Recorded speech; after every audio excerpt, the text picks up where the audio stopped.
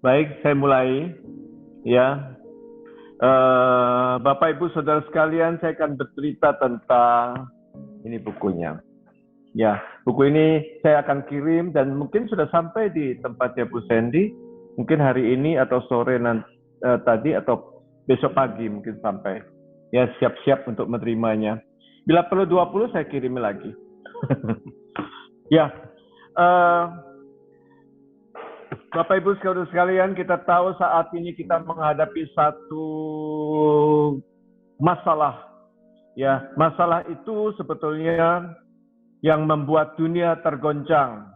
Ya, sejak Desember tahun 2019 dari satu kota, satu negara, ya, kemudian sampai akhirnya lebih dari 200 negara semua terkena.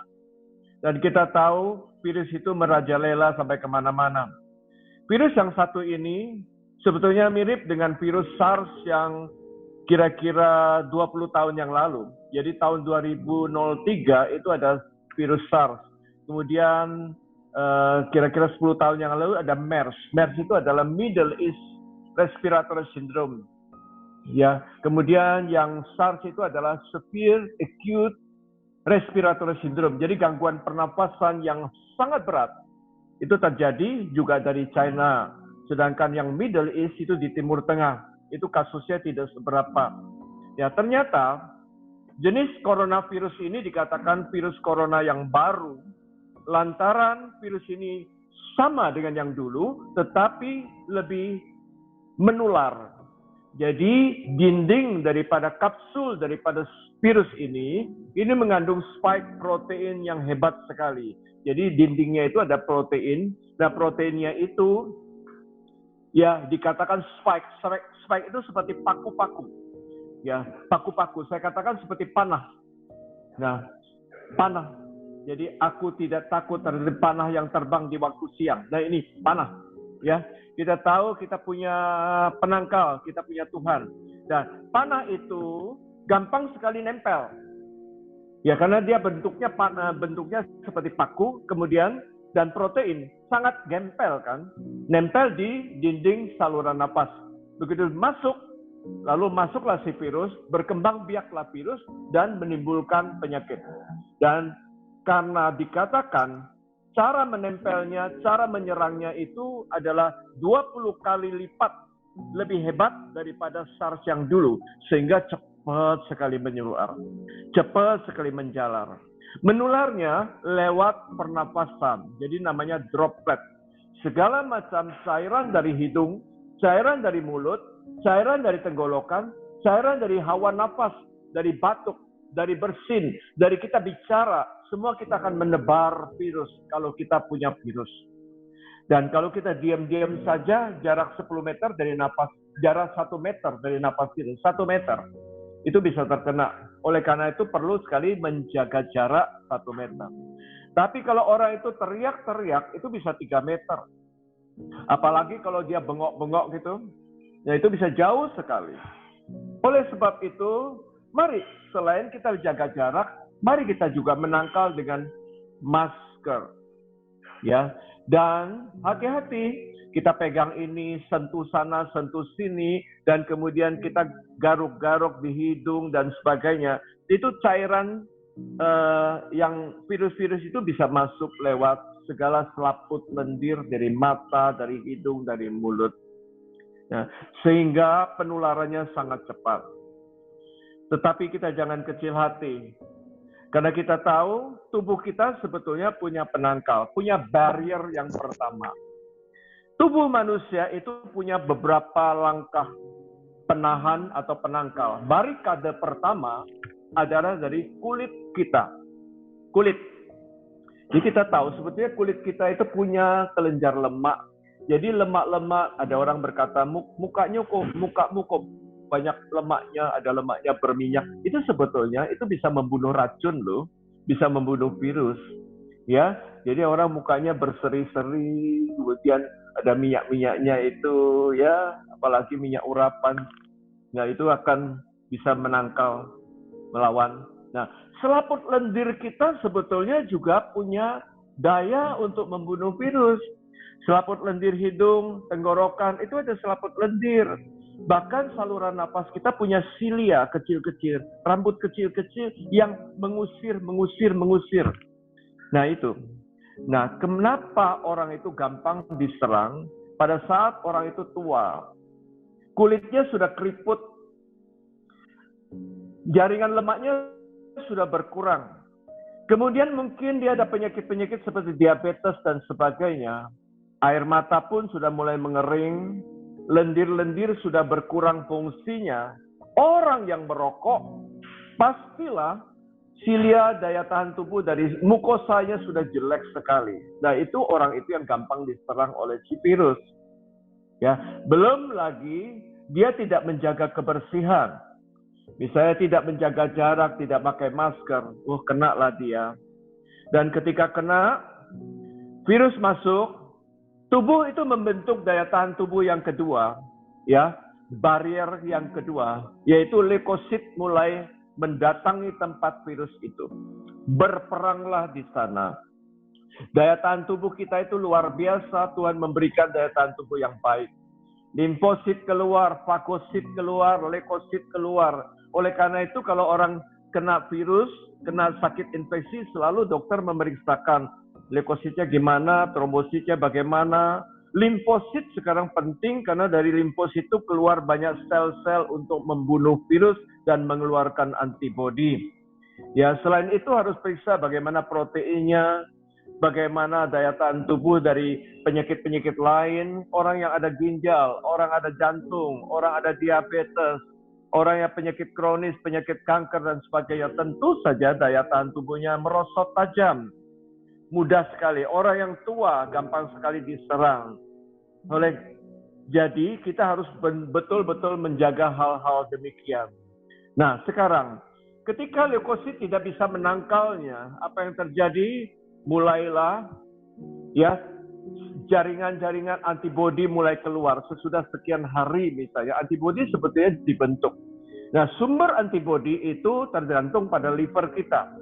Sumber antibodi tergantung albumin kita.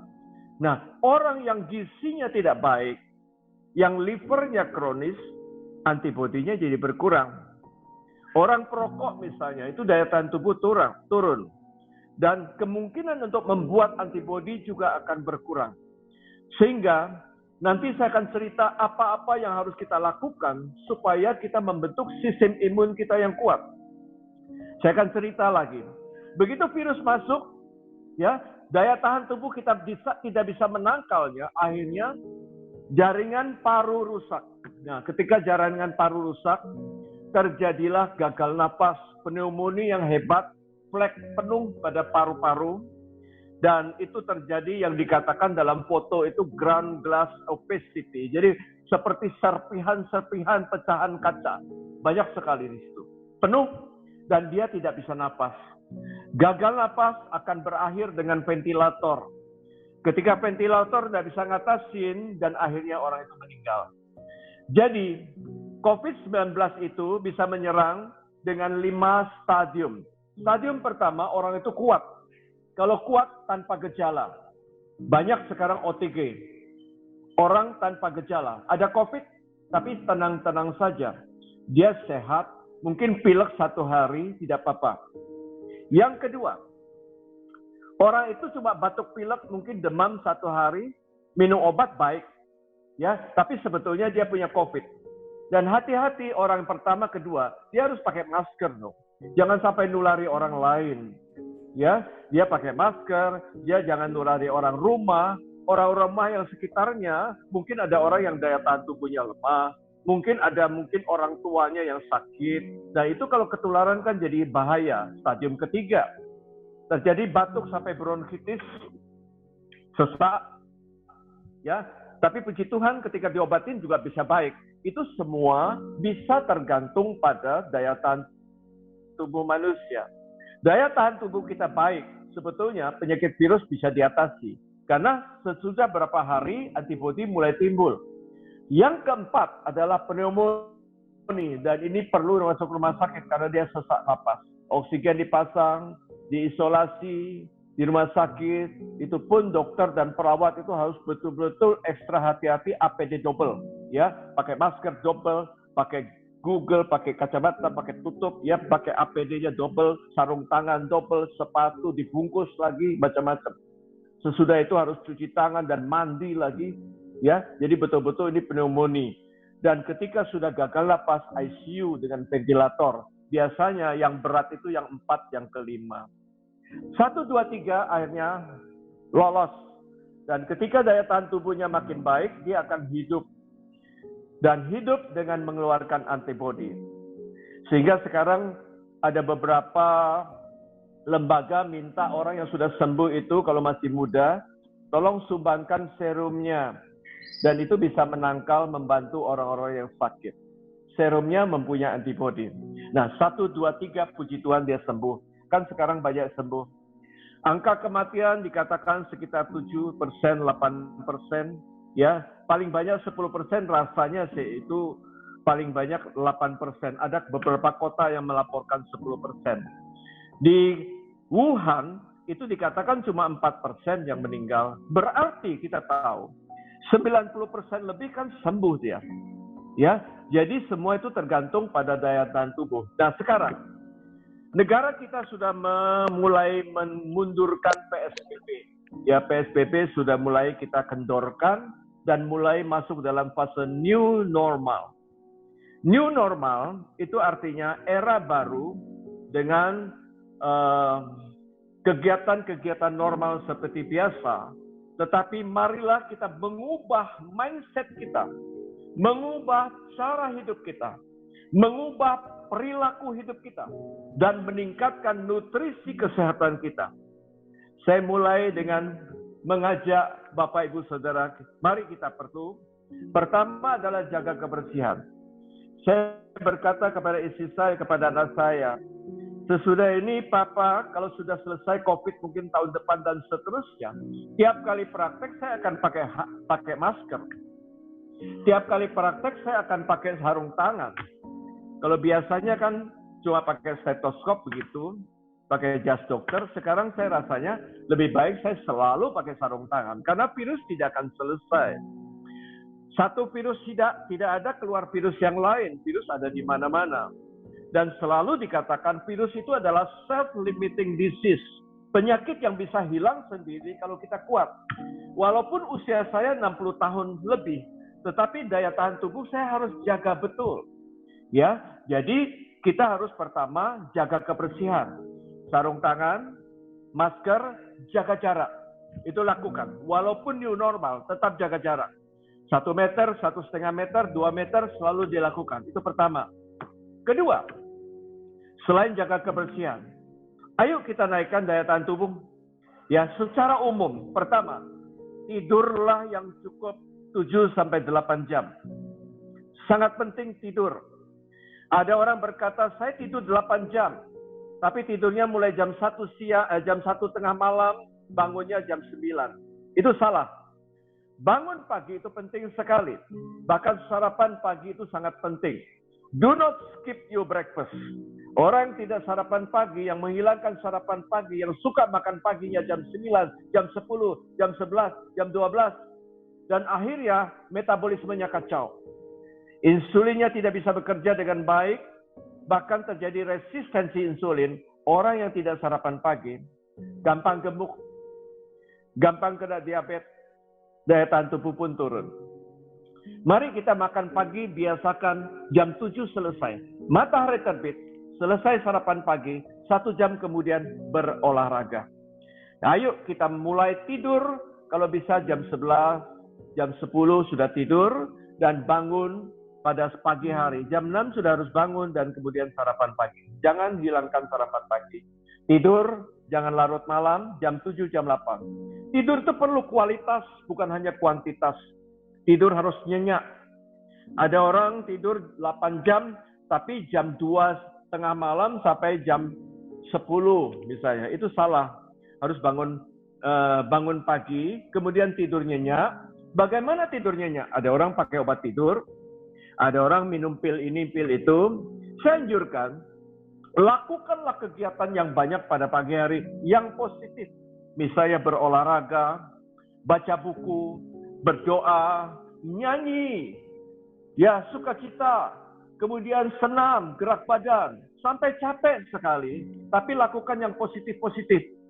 Dengan positif itu, tidurnya akan nyenyak. Yakin saya, ya, jangan biasakan dengan obat tidur.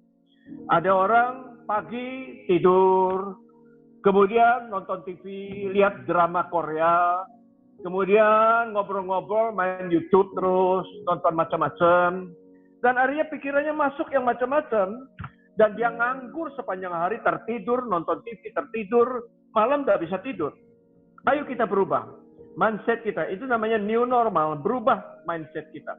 Ya, kita mulai tidur yang nyenyak, kita mulai bangun pagi, sarapan pagi, makan siang jam 12, jam 1, makan malam jam 6, jam 7, jaraknya 6 jam. 1 hour after meal, 1 jam habis makan, gerak badan 10 menit, bakar. Karena ketika 1 jam habis makan, itu lemak mulai naik, gula mulai naik. 2 jam peaknya baru turun.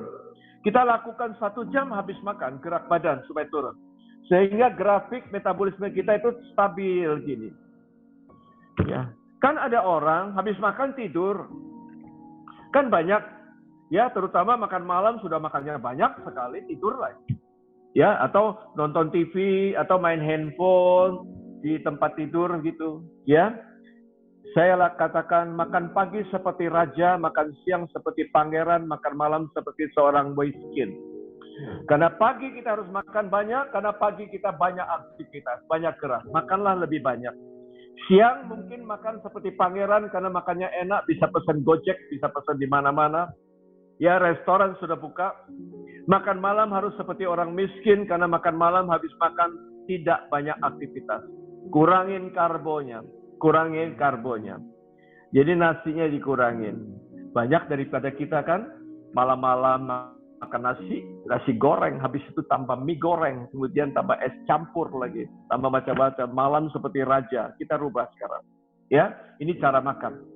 Kemudian, apa lagi? Tidak merokok lagi. Mungkin ada orang yang masih merokok, mungkin di antara kita tidak ada yang merokok. Teman-teman kita merokok, beritahu, merokok itu jahat sekali. Sekali isap rokok, 4.000 racun masuk. Bayangkan dia merokok sampai bertahun-tahun, berapa triliun toksin masuk.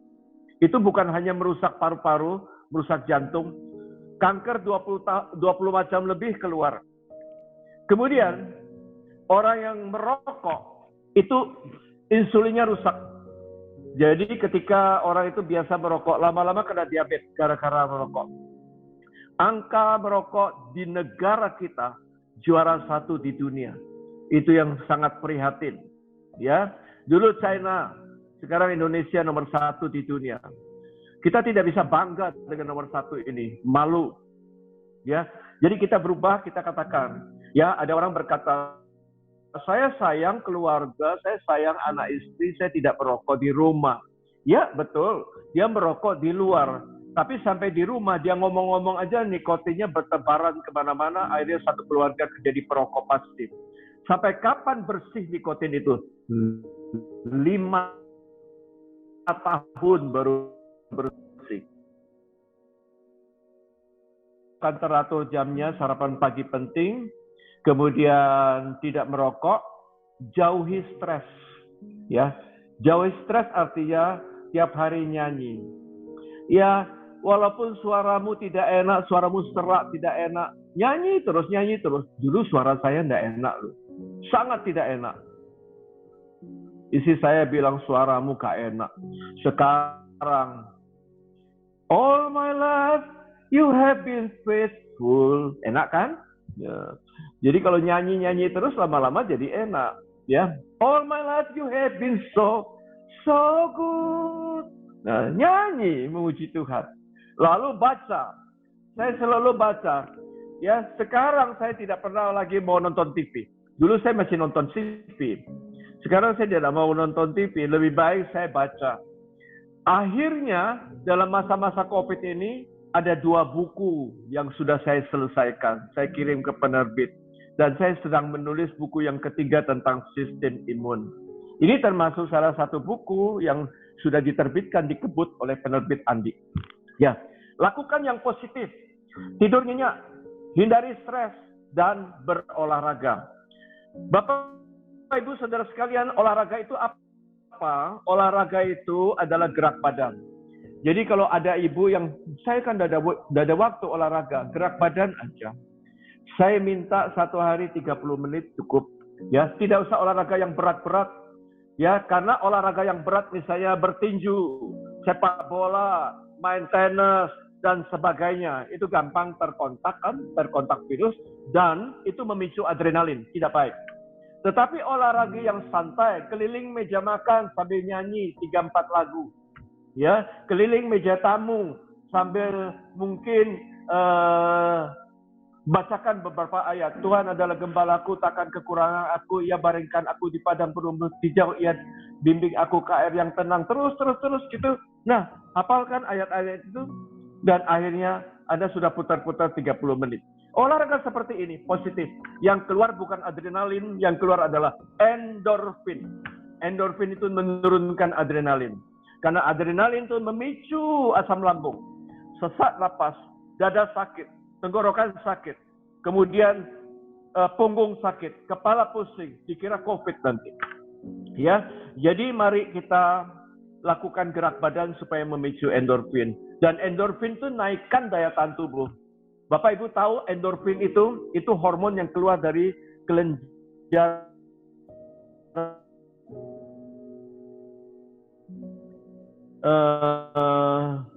hipofise, hipokampus di sini 200 kali lebih hebat daripada morfin. Bayangkan orang cari narkoba, kalau kita sukacita, endorfin keluar jauh lebih hebat daripada morfinnya orang. Ya, jadi kita menjadi sangat gembira. Nah, ini naikkan daya tahan tubuh. Lakukan lagi. Ya, saya kemudian mulai menganjurkan, marilah kita akan mengonsumsi vitamin C. Vitamin C memang terkenal menaikkan daya tahan tubuh, itu sudah terbukti. Pada saat-saat pandemi COVID ini, ya, kebutuhan manusia normal kira-kira 50-75 mg saja. Tetapi pada saat ini, minumlah, konsumsilah sampai 1000 mg sehari. Jangan lebih dari 2000 mg sehari karena bisa menimbulkan efek pada ginjal dan batu dan sebagainya. Kedua, vitamin D. Vitamin D itu adalah vitamin D yang harus kita konsumsi sampai 1000 miligram, 1000 unit sehari. Nah, vitamin D bisa kita temukan pada mana? Pada sinar matahari. Jemur sinar matahari 10-15 menit. Ya, kemudian sayuran, kacang-kacangan banyak vitamin D, ya. Kalau Anda makan ikan itu vitamin D banyak, ikan laut, ya. Kemudian vitamin C bisa dapatkan dari semua buah-buahan, ada vitamin C, ya. Tidak harus yang asam, ya. Kemudian apalagi zinc, mineral zinc itu daya tahan tubuh. Jadi kita lihat kadang-kadang kita minum suplemen ada vitamin C, vitamin D, dan zinc. Zinc itu kita butuh cuma 10 mg saja. Itu naikkan daya tahan tubuh. Itu bisa kita temukan pada sayuran dan kacang-kacangan sebetulnya. Apalagi mungkin ada orang pakai bawang, garlic. Kemudian echinacea itu tidak ada di Indonesia, tetapi ada dalam kapsul-kapsul suplemen. Ya, mungkin kunyit. Kunyit itu bisa naikkan secara tradisional, empiris bisa naikkan daya tahan tubuh. Ya, kunyit. Ya, tapi itu belum banyak penelitian. Kita lakukan seperti itu. Ya, minum air putih saja. Nah, saya akan menyampaikan lagi terakhir, apa saja yang merusak tubuh? Makanan apa saja yang merusak tubuh? Makanan terlalu manis, ya, terlalu manis itu menimbulkan inflamasi. Ya, inflamasi itu radang. Jadi kalau kena virus COVID, radangnya bertambah-tambah. Jadi makanan manis itu apa? Permen manis, minuman kalengan, minuman kotaan, ya. Kemudian gula batu, gula pasir, gula Jawa, macam-macam. Kita suka kasih manis. Sebetulnya Tuhan punya pabrik gula yang terbaik. Kebetulan saya ahli diabetes. Pabrik gula daripada Tuhan adalah buah. Dan buah itu ada gula rasa pisang, gula rasa jeruk, gula rasa apel, gula rasa macam papaya. Itu luar biasa Tuhan. Tidak ada satu pabrik pun yang bisa menciptakan aneka ragam cita rasa buah dan gula itu. Ya, itu buah. Jadi jangan yang makan manis-manis. Jangan cari yang terlalu manis. Yang kedua, terlalu banyak lemak. Terlalu banyak lemak itu bikin pengapuran pembuluh darah, nyempit semua pembuluh darah. Ya, bukan saja jantung dan stroke, tetapi juga menimbulkan penyumbatan di mana-mana, termasuk sesak napas.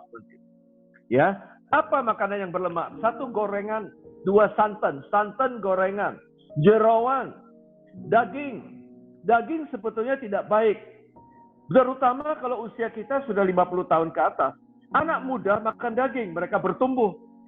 Orang tua tidak bertumbuh, melebar, membuncit. Nah, kalau kebanyakan makan lemak-lemak gitu bahaya. Lebih baik kita switch daging, kita rubah ke ikan. Bukankah Tuhan Yesus suka makan ikan? Ya, ikan itu sehat sekali. Ikan laut itu namanya oily fish, lemaknya lemak baik. Dan ikan itu, apalagi yang namanya ikan-ikan laut yang warnanya agak merah-merah, itu namanya superfood, salmon superfood. Ya, mari kita makan seperti itu, makan ikan. Dan jangan lupa antioksidan. Antioksidan sebetulnya ada orang memberi suplemen macam-macam. Kita dapatkan suplemen yang paling baik adalah sayur dan buah. Dapat lagi sayur buah. Ya, Tuhan yang ngasihkan antioksidan, Tuhan yang ngasih morfin, Tuhan yang kasih gula yang baik. Luar biasa Tuhan kita. Ya, sayur dan buah, segala macam sayur itu penuh dengan vitamin, mineral, antioksidan dan fiber. Dan ini luar biasa. Bisa menangkal kanker, anti penuaan, dan semua itu luar biasa. Jadi nikmatilah. Anjuran saya, 3 kali makan sehari, 3 kali ada sayurnya. Ya, jangan pagi itu nasi goreng tok, tidak ada sayurnya. Kasih sayur. Nasi goreng tidak apa-apa, kasih sayur. Kalau bisa 1/3 piring sampai 1/2 piring kalau orang tua. Kemudian 3 kali snack, 3 kali buah potong. Luar biasa. 3 kali buah, 3 kali sayur. Sehat. Lalu minum air putih saja. Air putih adalah terbaik. Ya, bisa melancarkan semua, membuang racun. Ya, kemudian jangan lagi ada alkohol, minuman keras.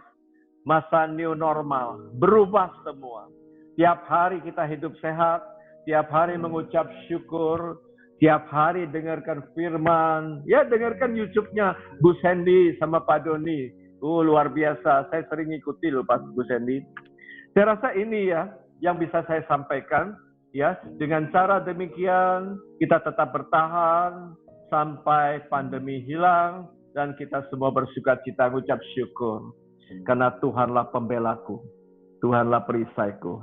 Amin. Amin. Terima kasih Dr. Hans. Kita beri reaction dulu teman-teman untuk Dr. Hans, luar biasa. Kalau saya boleh simpulkan Dr. Hans, dari penjelasan dokter ada beberapa hal penting yang kita mesti simak tadi ya. Yang pertama, Tuhan sudah ciptakan penangkal virus di tubuh kita. Ya, ada kulit, ada selaput lendir, ada silia di rambut-rambut halus di lubang hidung. Kemudian daya tahan tubuh seperti leukosit, limfosit, trombosit, itu Tuhan sudah berikan buat kita. Jadi tinggal bagaimana kita bisa menjaga supaya tetap sehat. Bahkan ada sumber antibodi di tubuh kita ya, ada liver, ada libumin. Nah, jenis-jenis apa tingkatan untuk orang-orang yang sakit menderita virus COVID-19 itu ada 5 stadium ya dok ya. Ada stadium 1, dia kelihatannya kuat, tidak merasakan apa-apa. Ini yang dikatakan orang tanpa gejala. Ya, kemudian stadium 2 mulai batuk, pilek, ya, tapi bisa sembuh, mungkin 1 hari, 2 hari bisa sembuh. Lalu stadium 3 batuk dan sudah mulai menunjukkan gejala bronkitis. Ya, ini juga bisa sembuh. Nah, untuk stadium 1 sampai 3 ini rata-rata kalau daya tahan tubuh kuat pasti bisa sembuh. Hanya saja ada stadium 4 dan stadium 5. Ini yang mengkhawatirkan. Stadium 4 ini kalau sudah pneumonia ya, sudah paru-parunya sudah basah. Kemudian stadium 5 sudah masuk ICU, perlu ventilator. Ya, ini yang harus diperhatikan. Nah, bagaimana new normal? Dokter Hans tadi sudah menjelaskan pada kita teman-teman ya. Ada yang saya catat itu ada 8 poin penting ya. Yang pertama, jaga kebersihan itu jangan pada saat musim corona sekarang, tapi nantinya menjaga kebersihan itu sudah menjadi bagian dari kebiasaan kita. Ya, dari mana memegang sesuatu dan sebagainya, cuci tangan itu sudah menjadi kebiasaan. Yang kedua, protokol kesehatan ya dok ya, apalagi kalau tugasnya di kalangan bertemu dengan banyak orang sakit, udah mulai pakai masker, sarung tangan dan sebagainya. Nah, protokol-protokol kesehatan itu berarti kita juga sudah mulai pakai hand sanitizer terus di kantong ya, kalau di luar ya, kalau di rumah kita cuci tangan dengan sabun. Nah, yang ketiga, istirahat yang cukup, tidur malam yang nyenyak, jangan cuma sekedar tidur malam. Tadi dokter sudah jelaskan pada kita, mulai dari jam 9 malam kalau bisa ya, diusahakan bangun pagi, jam 6 pagi, jangan dituker. Jam 6 sore udah tidur, tengah malam bangun, sampai pagi hari, lalu nggak bisa olahraga. Jadi istirahat yang berkualitas. Lalu kemudian sarapan pagi, sudah harus dibiasakan. Nah, buat teman-teman yang udah selama ini nggak biasa sarapan pagi, sudah harus mulai membiasakan sarapan pagi, apalagi selama kita di rumah ini. Sarapan pagi ini dokter udah ngingetin, sarapan pagi kita tuh santapan raja, lengkap, ya. Dan harus selesai jam 7 pagi. Karena tunggu 1 jam penyerapan di pencernaan, baru kita langsung olahraga. Olahraga cukup 30 menit supaya kita kena vitamin D dari matahari. Lalu dilanjut makan siang. Makan siang itu jam 12 siang sampai jam 1. Nah, ini makannya juga menunya menu pangeran ya dok ya, yang lengkap. Nah, makan malam jam 6 sampai jam 7 malam, jangan lewat dari itu. Mie tek-tek lewat, jangan tergoda. Mie goreng lewat, nasi goreng tengah malam jangan tergoda. Makannya pilih yang sedikit karbohidrat ya. Makan orang miskin ya dok ya. Ini lumayan bisa hemat kita. Ya, karena setelah itu tidak banyak kegiatan. Ini mengenai makan Bapak Ibu teman-teman, kita mesti biasakan. Lalu kemudian olahraga tadi ya, jangan kesiangan. Olahraga mulai di jam 8 pagi. Olahraga dari yang sederhana, yang penting tubuh bergerak. Lakukan selama kurang lebih 30 menit. Lalu tidak merokok. Ingat, sekali menghisap rokok itu 4.000 racun masuk ke dalam tubuh. Lalu jangan sampai kita jadi perokok pasif. Jadi ingatkan keluarga supaya janganlah dibiasakan lagi untuk merokok. Kasihan anggota keluarga yang lain. Nah, yang berikutnya, lakukan aktivitas positif teman-teman untuk kesehatan mental kita. Kesehatan fisik, lalu jaga hati supaya tetap bersuka cita. Karena ini akan memicu endorfin. Ini menurunkan adrenalin. Ya, ini untuk mempertahankan daya tahan tubuh. Lalu terakhir tadi dokter bilang untuk new normal konsumsi vitamin C. Ya, bisa ditambah dengan vitamin C yang dikonsumsi. Tetapi vitamin C juga banyak secara alami dari buah-buahan ya dok ya, cuma porsinya mesti kita sesuaikan. Ada juga vitamin D, ini penting karena untuk daya tahan tubuh itu didapat dari sinar matahari, kurang lebih 10-15 menit kita dapat, jangan sampai terlalu berlebihan juga, nanti kasihan iritasi kulit. Juga ada di ikan laut, di kacang-kacangan, itu vitamin D. Lalu makanan yang mengandung zat besi, itu ada sayuran. Ya, sayuran juga mengandung antioksidan. Ya, juga buah-buahan. Ini gula alami yang Tuhan sediakan buat kita. Ya. Nah, di luar itu hindari makanan, minuman yang terlalu manis, yang berlemak, ya, dan juga tidak mengkonsumsi alkohol. Ya, kira-kira seperti itu, Dokter Hans ya.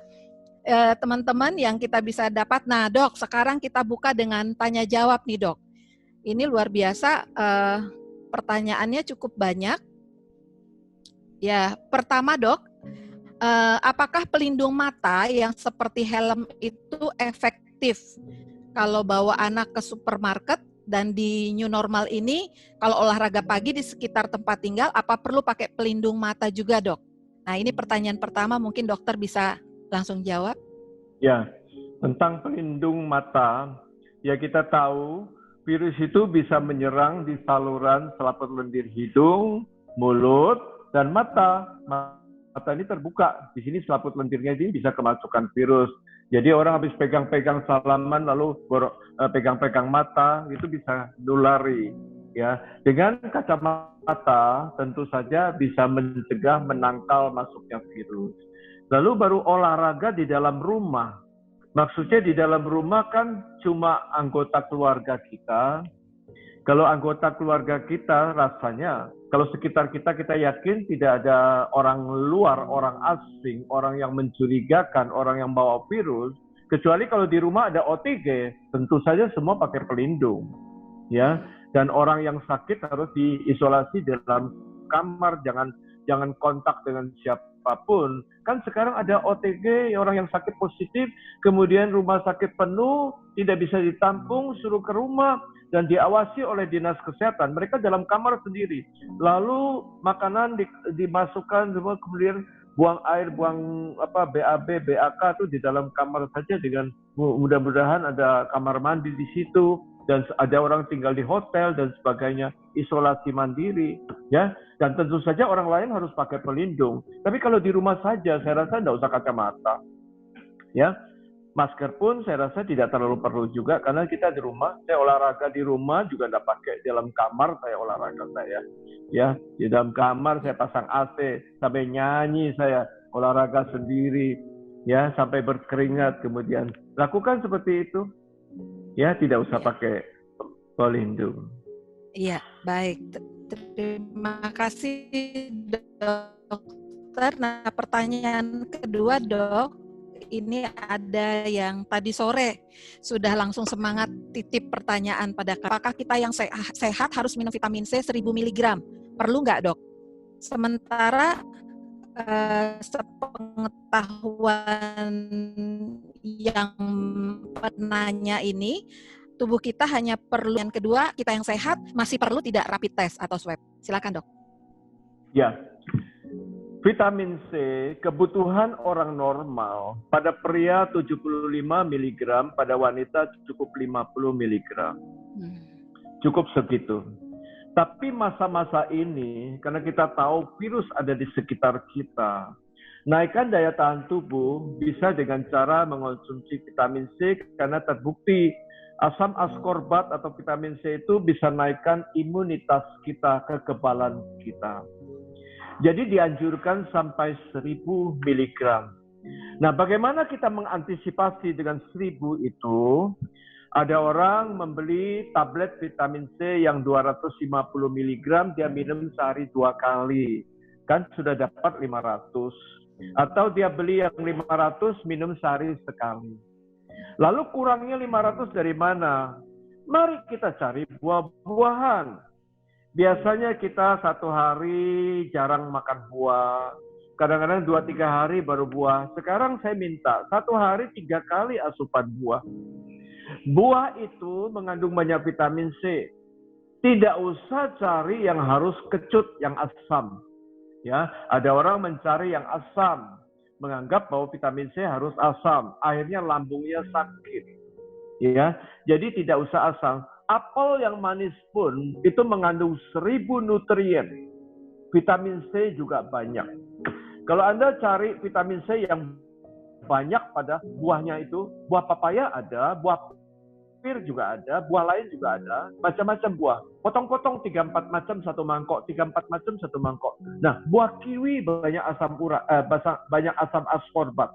Asam askorbat itu vitamin C, kiwi. Tapi cari kiwi yang manis kalau Anda rasanya rumahnya sakit. Ya. Ini ada pertanyaan, dok. Kalau di new normal nanti, ini kan Bapak Presiden kita sudah mengumumkan bahwa kita sudah masuk dalam era new normal. Nah, apakah memang artinya kita nggak boleh hangout bareng lagi, dok? Ngumpul sama teman-teman. Gimana, dok, ini? Ini ada kekhawatiran sendiri nih. Oh, mau makan-makan gitu ya? Iya. Ngajak saya dulu, biar saya pilihkan makannya. Itu pertama. Ya, memang sebelum ada new normal, sebelum ada COVID, tiap kali saya seminar kesehatan dalam buku-buku yang saya tulis, makan malam tidak baik. Kebiasaan orang hangout itu akhirnya menyebabkan trigliserid pasti tinggi, diabetes susah dikendalikan, kebiasaan kita makan malam. Selalu saya dalam buku selalu minta makan pagi raja, makan siang pangeran, makan malam pengemis. Dan ngemil kita itu luar biasa besar kalau goreng. 1 jam bapau, 1 jam onde-onde, 1 jam lemper, 1 jam lagi roti, nanti ada biskuit dan sebagainya. Kalau periksa HbA1c. WHO mengatakan separuh dunia sudah calon diabetes. Ini, jadi mestinya ngemil kita adalah potong buah. Jadi kalau kita biasa makan hangout, ayo kita duduk makan-makan sama-sama. Minum teh, ya, potong-potong buah lah, ya. Jangan cari mie goreng, jangan cari yang kalori besar, ya. Tahu enggak? Nasi putih itu 200 kalori. Begitu dikasih 2 sendok minyak, jadi goreng-goreng campur dengan macam-macam telur segala. Nasi goreng itu 600 kalori. 3 kali lipat. Kalori besar. Mie goreng itu 650 kalori. Kalori 3 kali lipat. Ada orang makan mie goreng tambah nasi goreng lagi. Ya, jadi kebiasaan itu sebetulnya sebelum new normal pun sebetulnya itu tidak baik. Ya, anak-anak muda suka makan malam. Ya, carilah buah-buah potong. Kebetulan saya penyiar radio juga, Bu. Saya juga siaran radio tentang how to get a healthy life di Surabaya 10 tahun. Saya siarkan tentang bagaimana hidup sehat. Selalu pertanyaan suka makan malam. Kebiasaan suka makan malam, ayo kita hindari. Mari kita makan malam dengan potong buah. Lakukan seperti itu. Luar biasa sehatnya makan buah. Potong-potong. Ya, saya menghindari jus. Bagaimana solusi atau opsi untuk mereka yang kerja shift malam, lalu di pagi hari jam 6 sampai jam 8 masih di jalan OTW ke kantor. Nah, ini bagaimana solusinya, Dok, supaya tetap terjaga hidup sehatnya? Ya, orang yang shift malam, perawat-perawat juga ada shift malam. Ada dokter yang tugas dinas malam, anak yang dokter-dokter yang muda-muda itu, ya. Dengan kebiasaan seperti itu tentu saja merubah, mengganggu, mengacaukan metabolisme kita. Oleh karena itu memang gaya hidup seperti itu tidak sehat. Tapi untung shift malam biasanya cuma beberapa hari saja. Tetapi ada orang yang suka loh, sudah kebiasaan shift malam, dia minta shift malam terus. Ayo lakukan, ubah kembali pada hidup normal lagi. Jadi kalau dia shift malam misalnya cuma 2-3 hari, kan kemudian ayo kembali pada hari-hari kebiasaan hidup yang sehat kembali. Makan malam memang tidak baik ya. Jadi kalau saya lihat kadang-kadang saya malam-malam ke rumah sakit, jam 1 malam susah-susah pada buka Indomie semua. Memang kasihan mereka kelaparan. Indomie itu junk food lagi. Dan itu adalah makanan olahan. Ingat Bapak Ibu, makanan olahan itu penuh garam, penuh lemak, penuh gula, penuh pengawet, penuh dengan macam-macam tambahan-tambahan. Itu proses food sangat tidak sehat. Jadi kalau kita suka makanan kalengan, kotaan, bungkusan, botolan, kemasan, itu tidak sehat. Ya, ayo, ya terpaksa kita shift malam. Oke, jalani. Tapi malam hari kalau kita tahu kita tidak banyak duduk, tidak banyak bergerak. Walaupun kerja malam tapi cuma duduk-duduk aja. Kita cari buah-buah saja. Ya, kalau makan yang ada karbonya sedikit saja, jangan banyak-banyak. Jangan nanti mumpung malam nggak ada sunyi sepi seorang diri, tidak ada orang yang mengamati aku makan mie goreng 2 bungkus. Itu bahaya. Gojek ada tuh jam 1 malam. Ya, dan bahaya. Jangan seperti itu, trigliserid pasti tinggi, lemak pasti tinggi, nanti lama-lama gendut perutnya dan kena diabetes. Diabetes itu the mother of all diseases, mamanya semua penyakit. Oke, baik Dok, wow, luar biasa. Nah, ada pertanyaan lagi Dok, ini karena suaminya sudah kena stroke, bagaimana caranya supaya dapat melakukan aktivitas di luar rumah setelah ada new normal, supaya tetap aman Dok? Silakan Dok. Ya, ini pertanyaan yang baik. Stroke itu timbulnya ada 2 macam. Satu stroke karena penyumbatan, satu stroke karena perdarahan. Saya harapkan ini karena penyumbatan. Akibatnya sama, kalau perdarahan lebih bahaya karena rusak jaringan otaknya, bisa koma dan meninggal. Kalau penyumbatan tergantung luasnya, cepatnya ditangani, daerah mana yang terkena, dan penyebab-penyebabnya harus diatasi. Sehingga ada stroke yang kelihatannya ringan, orangnya masih bisa jalan. Ada stroke yang berat sekali sampai lumpuh total. Ya. Nah sekarang, apa yang menyebabkan penyumbatan itu? Gula kah? Lemak kah? Tekanan darah kah? Stres kah? Merokok kah? Kegemukan kah? Semua gaya hidup yang tidak baik. Penyebab dari itu. Nah sekarang stroke sudah terjadi. Dan syukur-syukur mungkin sudah bisa bergerak, sudah bisa berjalan.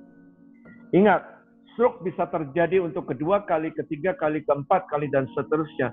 Semakin lama, semakin berat. Jadi saya selalu menganjurkan orang stroke, jangan menganggap bahwa, oh saya sudah sembuh dari stroke. Tetap perhatikan 5 hal. G, gula. U, asam urat. L, lemak. O, obesitas, kegemukan, berat badan turunkan. H, hipertensi. GULOH, guloh. Jaga ini. Tiap 3 bulan sekali paling lambat harus periksakan darah, datang ke dokter, ukur berat badan, cek tensi. Tiap hari ukur tensi loh. Kalau ada gula, gulanya diperhatikan tiap hari. HbA1c harus di bawah 6,5%. Dengan disiplin seperti itu, di samping itu jauhi merokok, tidak stres dan sebagainya. Yakin stroke tidak akan terulang lagi. Stroke itu boleh terjadi sekali, jangan sampai kedua kali, ketiga kali, habis uang banyak, menyusahkan sekeluarga, membuat susah satu kampung. Ya, habis biaya. Jadi lebih baik kita menjaga. Jadi kalau kita sudah kena stroke, misalnya ada bapak atau ibu yang kena stroke, ayo jaga, jangan sampai terulang lagi. Jaga gula, jaga lemak, jaga tensi, jaga gemuk badan, jangan bertambah, dan kemudian jaga obesitas, gula, asam urat. Ya, kemudian tiap hari berlatih, ya untuk menguatkan ototnya. Jadi hidup sehat lakukan. Ya, makan sayur penting. Bila perlu, tidak usah makan daging lagi. Kejam saya, agak kejam saya. Iya, yang penting bisa sehat ya dok. Oke, pertanyaan berikut dok. Ini kan kita biasa lihat di televisi ada iklan-iklan yang mempromosikan makanan sehat, menu-menu tambahan gitu ya. Nah, salah satunya adalah madu dok. Madu yang ditawarkan, madu buatan pabrik atau apa gitu. Saya tidak mau menyebut merek. Apakah itu baik dikonsumsi pagi dan terutama di malam hari? Itu bagaimana dok dampaknya? Karena kan dia botolan juga, kemasan juga. Silakan dok. Benar. Ya ada orang bilang saya dapat madu asli loh. Nanti ada orang jualan madu yang sudah botolan. Dengan botolan tentu kelihatannya lebih bening, kelihatannya lebih menarik, packingnya bagus. Tentu saja ada tambahan-tambahan ini dan itu, sehingga itu namanya barang processed food, olahan. Madu sebetulnya 80% adalah gula.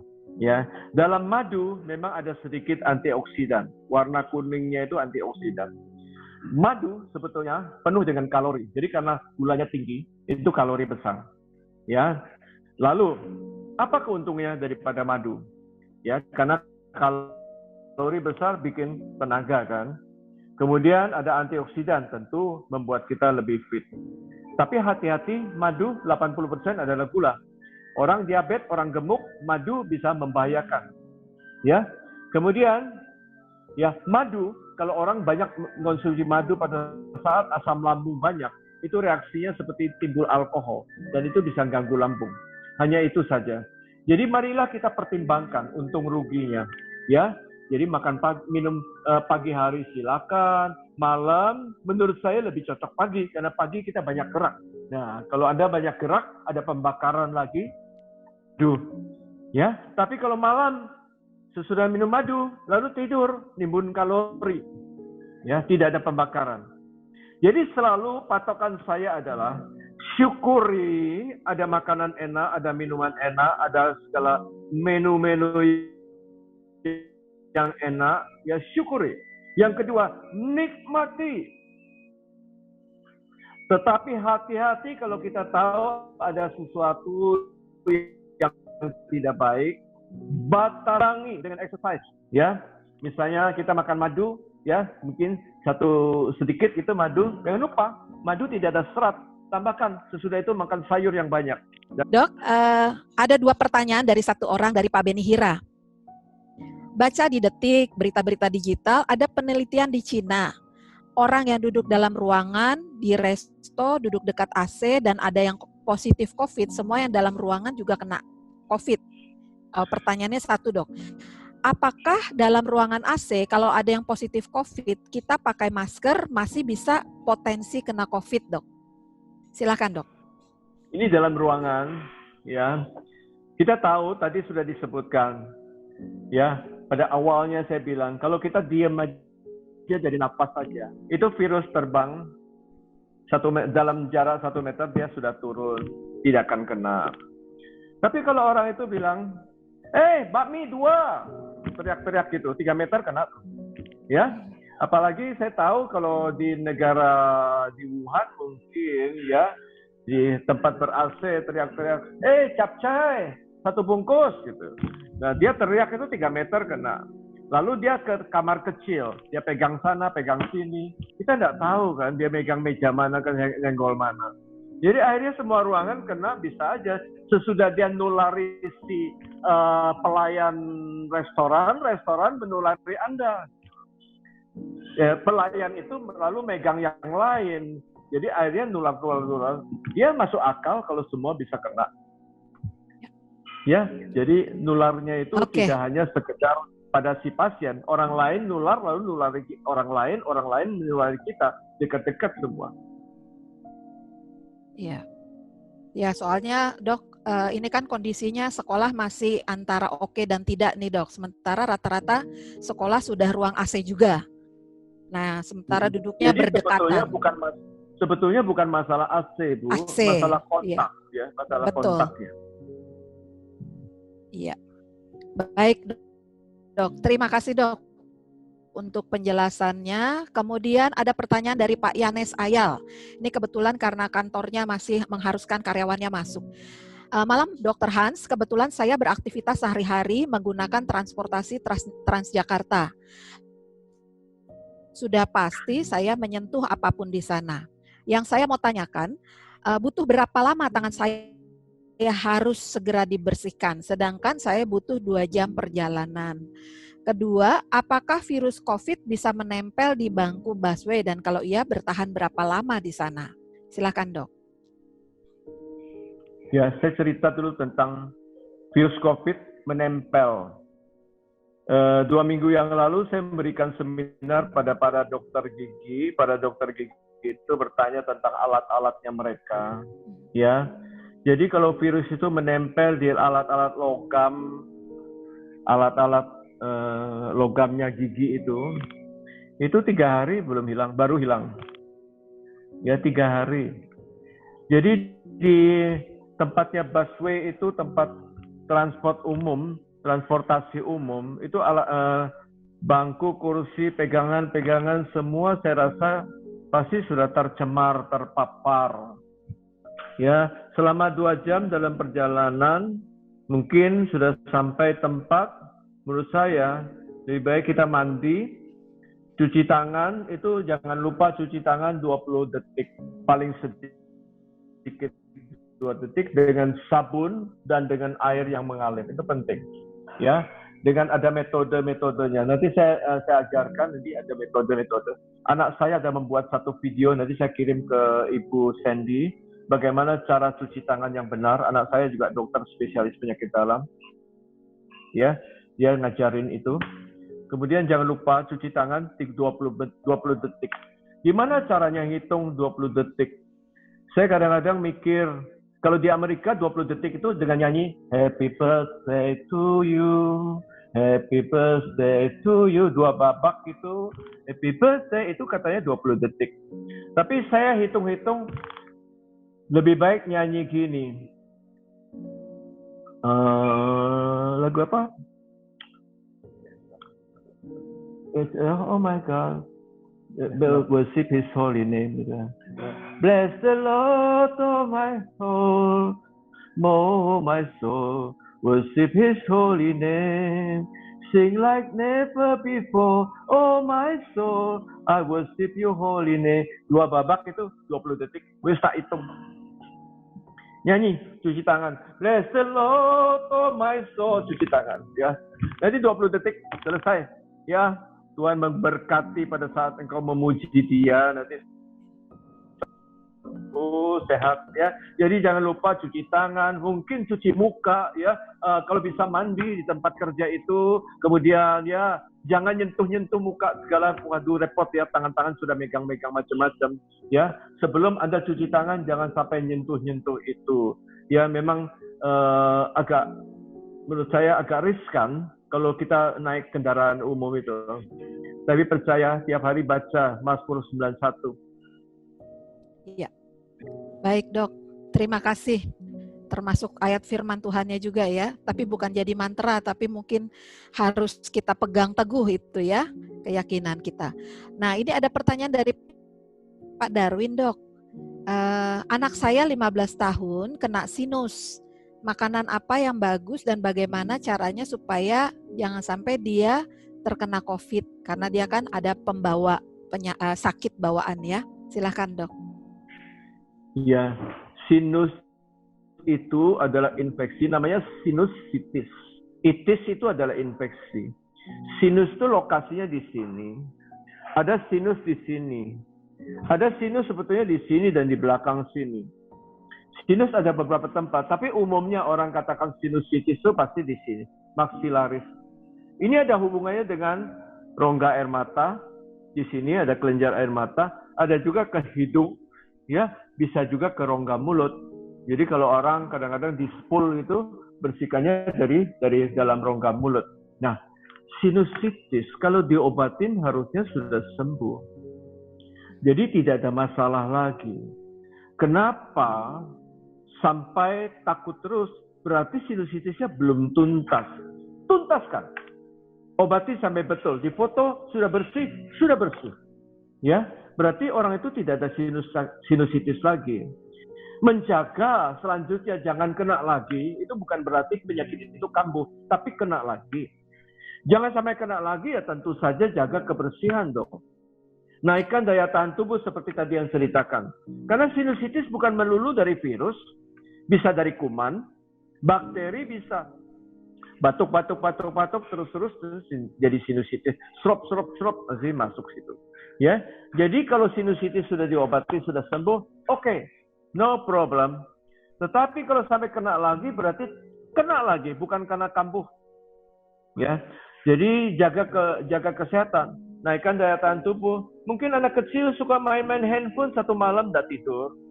Mungkin dia suka makan gorengan, suka minum es dan sebagainya, dan akhirnya sering radang tenggorokan.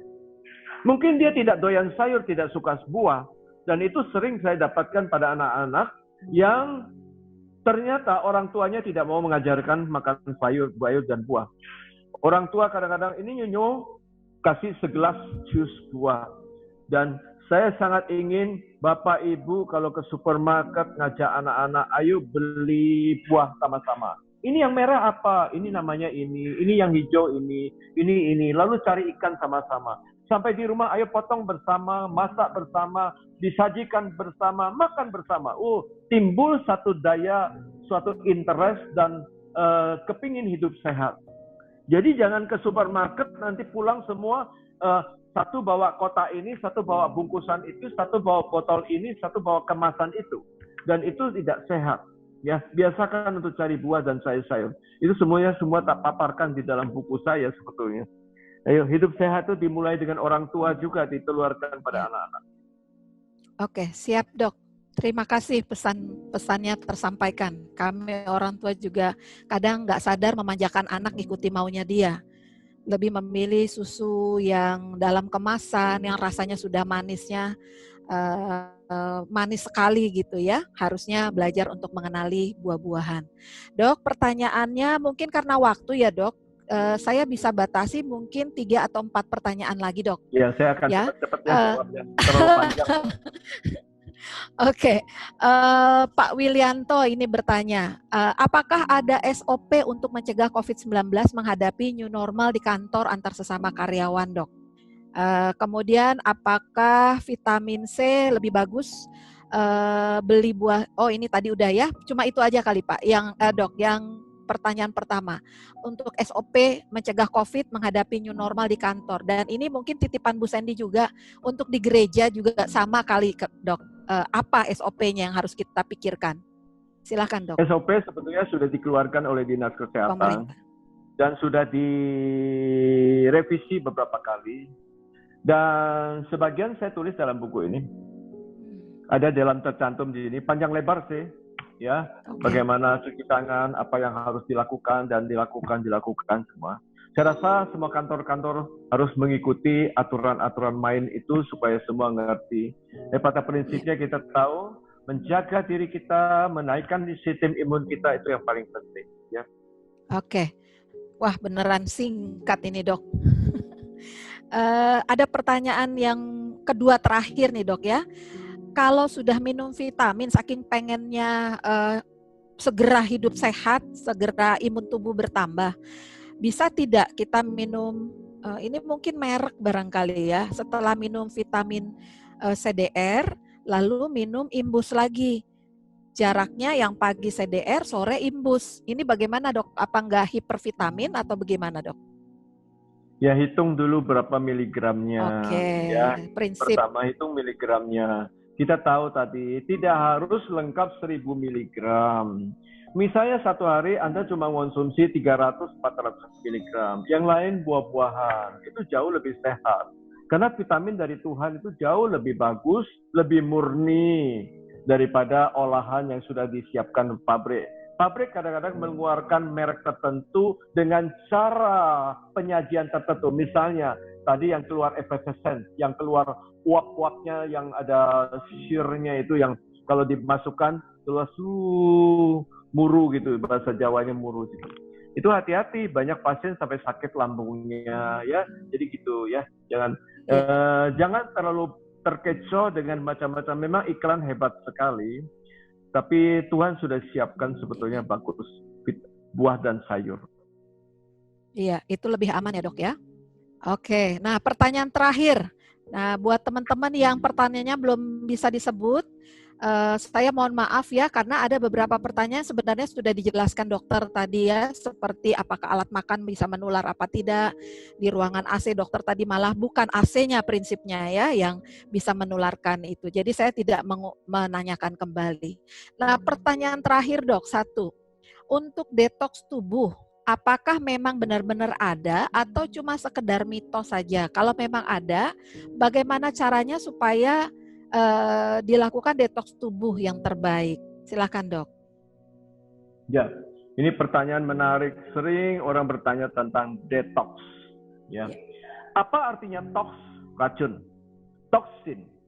Ya, kenapa lakukan detox? Karena ada tox. Ya, nah, kenapa ada tox? Karena tubuh kita penuh dengan tox. Ya kan? Badan kita banyak racunnya.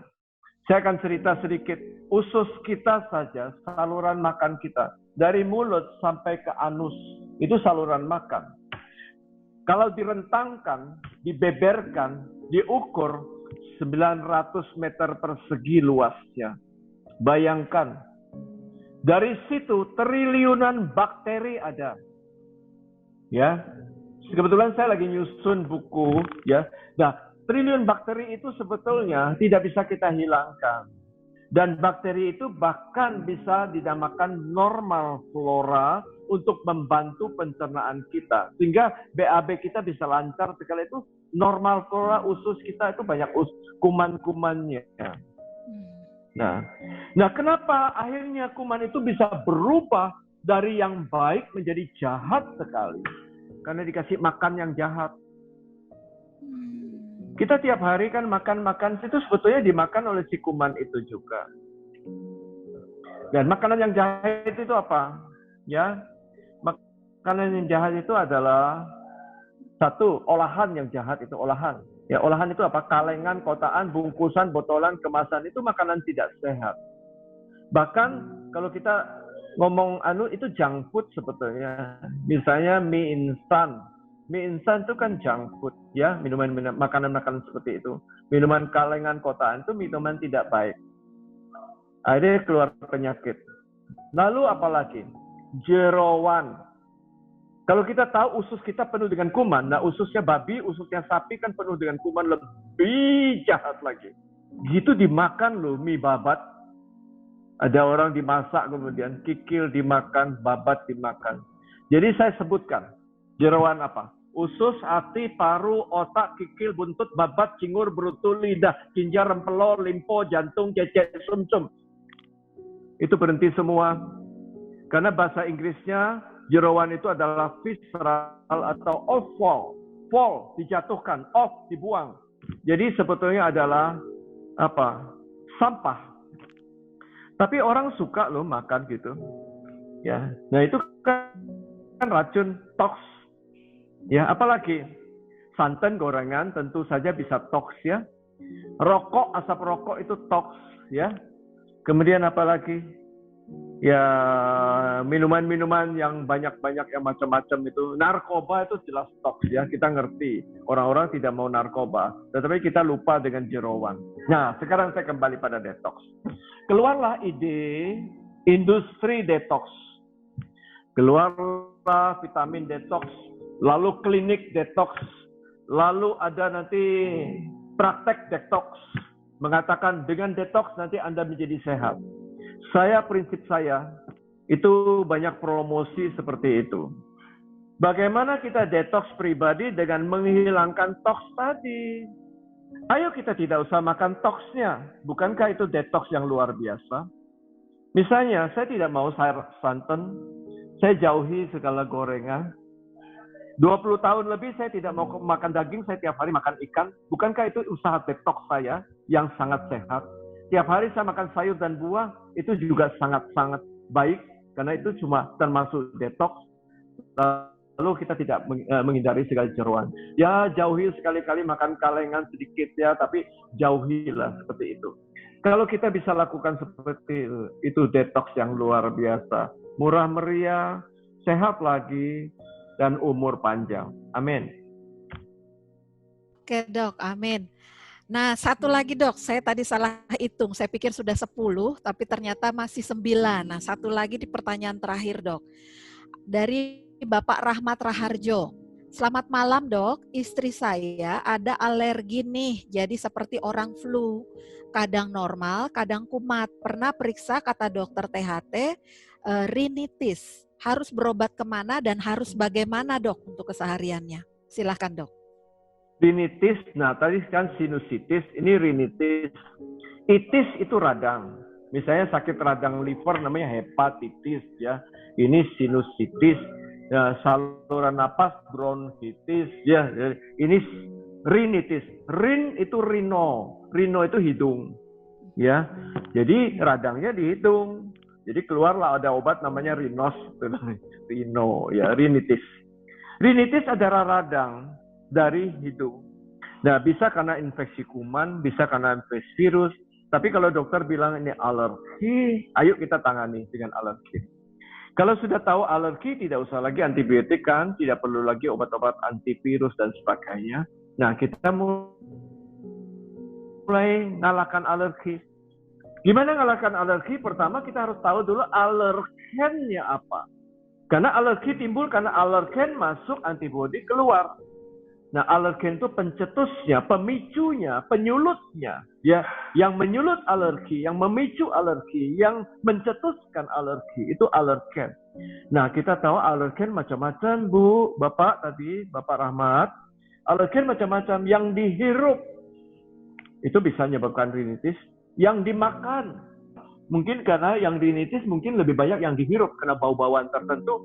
Ya, karena udara, polusi, mungkin asap rokok, mungkin debu rumah misalnya, atau tidak jarang divakum, jarang kena sinar matahari pada ruangan kita, dan baju-baju kotor, buku-buku lama kita bongkar-bongkar lalu bersihin-bersihin, rinitis alergika namanya. Ya, jadi yang penting kita hindari. Jadi alergi bisa karena pencetusnya yang dihirup, yang dimakan, yang disentuh, apalagi ya, yang disuntikkan, apalagi ya, yang semua kontak dari dunia luar. Dan satu hal, daya tahan tubuh begitu turun, alergi gampang terjadi. Begitu daya tahan tubuh turun, alergi gampang terjadi. Nah, bagaimana yang sering menyebabkan itu? Kurang tidur, pilek, bersin. Kan banyak orang kurang tidur, bangun kesiangan, kurang tidur, wahing, meler, pilek. Itu ya, kurang tidur. Stres itu menyebabkan sering alergi. Ya, orang stres alergi, orang kurang tidur alergi, orang merokok alergi, orang yang tidak suka sayur dan buah itu alergi loh. Ya. Jadi kalau kita naikkan daya tahan tubuh begitu. Nah sekarang kita harus tahu alergennya Pak Rahmat, alergennya. Jadi alergen itu ada orang tes alergi, tapi lebih tepat adalah trial and error. Trial and error adalah ketika si anak itu tiap kali kena bau ini alergi, pilek, nah itu tahu. Tiap kali dia bangun tidur dia alergi, mungkin semalaman dia main handphone, dia tidak tidur. Mungkin kita perlu jemur kasurnya, jemur bantalnya, kita kasih sinar matahari, kemudian bersihkan semua. Kemudian mungkin suatu saat kita misalnya bertamasya, bahwa anak itu tinggal di kota Singapura, tidur di hotel. Oh, kok jarang pilek ya? Nah, polusi di sana kan tidak ada. Sedang polusi di rumah, di sekitar rumah kita banyak sekali sehingga alergi. Ada pasien begitu loh. Begitu dia sampai di Singapura, kok pilek, batuknya hilang. Ketika dia kembali Jakarta, kembali Surabaya, bersin terus. Jadi memang polusi. Jadi kalau kita sudah tahu seperti itu, kita hindari, kita lakukan seperti itu. Jadi akhirnya terobati dan tidak ada kekambuhan kembali. Amin.